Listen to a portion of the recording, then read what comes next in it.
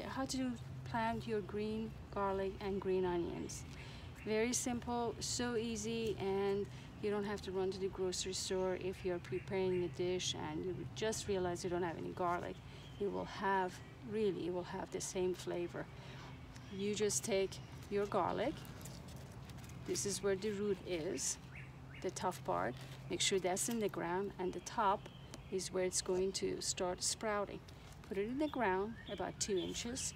Make sure that your soil is soft and a good soil, and put it in there very tight. In 2 weeks, maybe even less, these beautiful greens are going to sprout. Just cut them, chop them up, and put them in any dish. Chicken, fish, red meat. I usually use them in the stew, and they do have that beautiful, nice, fragrant, and flavor of garlic. Now, green onions, I'm going to show you how I did this one.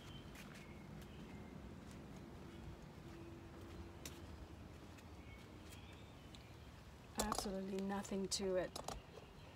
When you buy it from a store, it already has the roots on. So you just put that part where the roots are sprouting in the soil, just like that. You cut it about 2 inches off the root, and immediately the next day, if you have a nice sunny porch or sunny area in your garden, you see the greens are sprouting. And just chop them up and use them, just like the garlic greens.